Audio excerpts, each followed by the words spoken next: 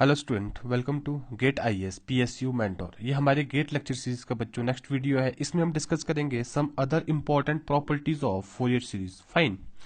सबसे पहला जो मेजर प्रॉपर्टी आता है that is linearity property. Linearity property आपको पता है, अगर कोई भी सिस्टम और टूल होमोजेनिटी और एडिटिविटी को एक साथ सेटिस्फाइड कर रहा है या फिर सुपर पोजिशन को सेटिस्फाइड कर रहा है तो हम क्या बोलते हैं, वो लीनियरिटी को सेटिस्फाइड कर रहा है। फाइन। हम एज्यूम कर लेते हैं x of t and y of t are periodic with period T और उनका एंगुलर फ्रीक्वेंसी ओमेगा नॉट कितना बन जाएगा 2 पाई/टी।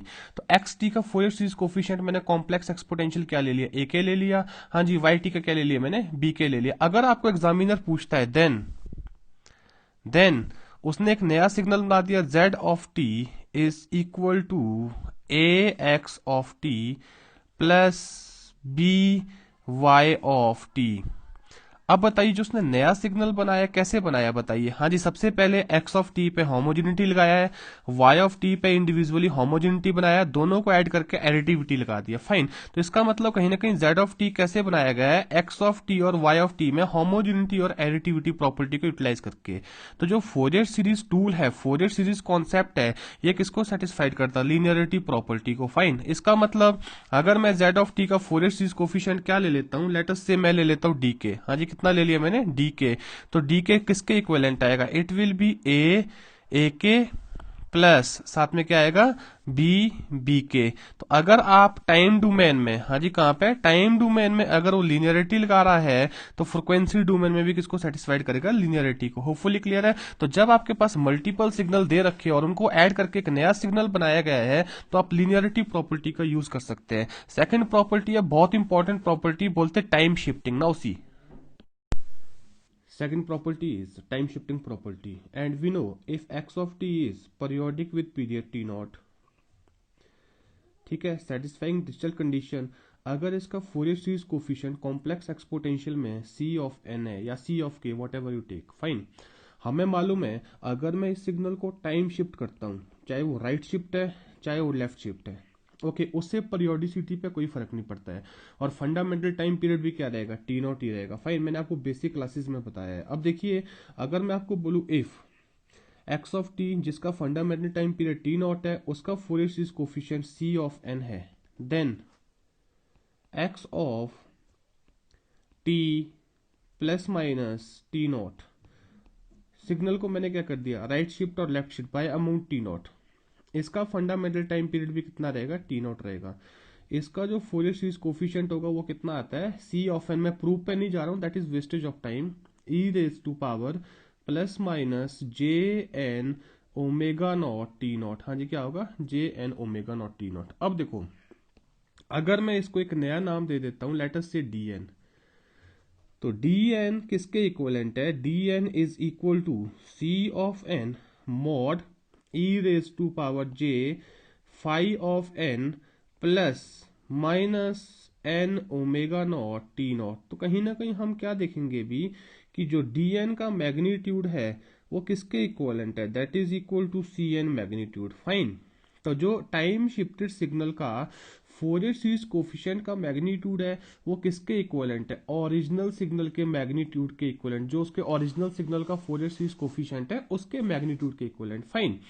अगर मैं angle of phi d n बोलूं तो वो कितना आएगा बताइए, that will be equal to phi of c N plus minus n omega naught t naught. Hopefully clear है। क्या इसको इस तरीके से लिखा जा सकता है, मतलब हम यहाँ पे ये कंक्लूड करेंगे कि अगर मैं सिग्नल को टाइम शिफ्ट कर रहा हूं, ओनली फेज स्पेक्ट्रम चेंजेस। हाँ जी, क्या चेंज होता है, सिर्फ only phase spectrum changes, only phase spectrum changes, magnitude spectrum remain same, magnitude spectrum remain same, magnitude spectrum remain same. We can conclude this. Hopefully clear है। Fine. Yes. Now see next.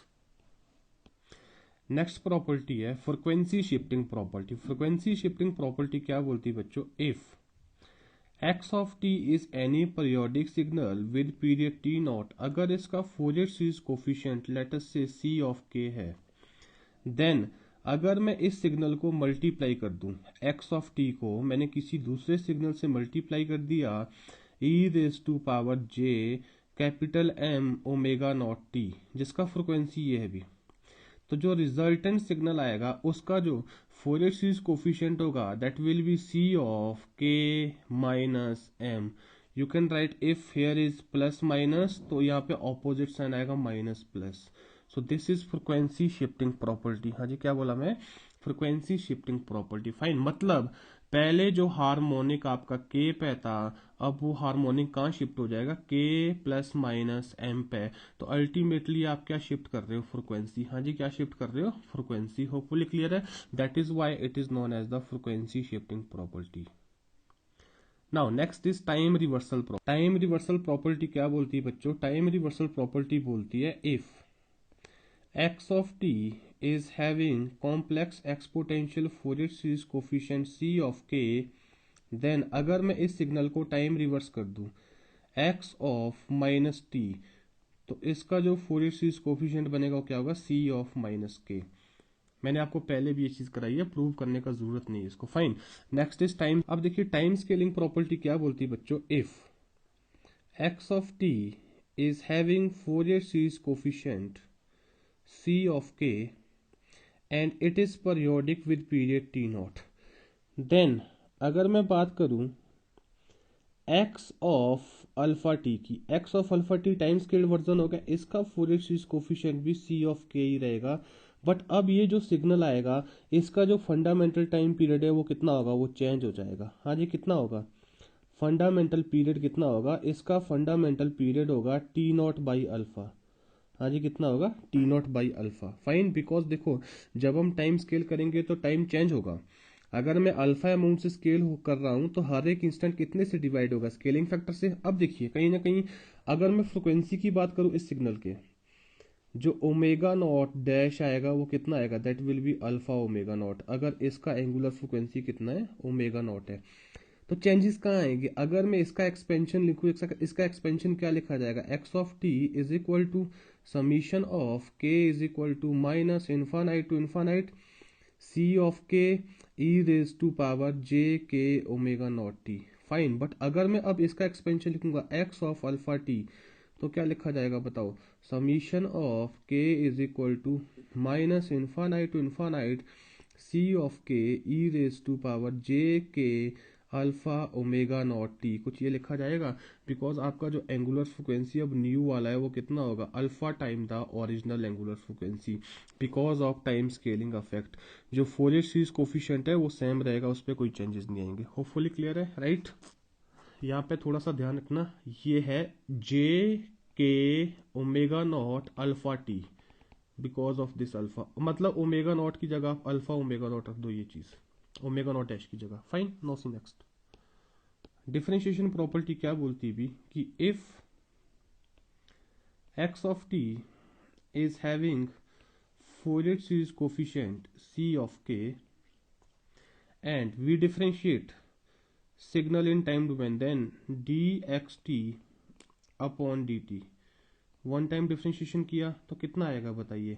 J k omega not, इससे multiply कर दो, आगे क्या आएगा? सी of के।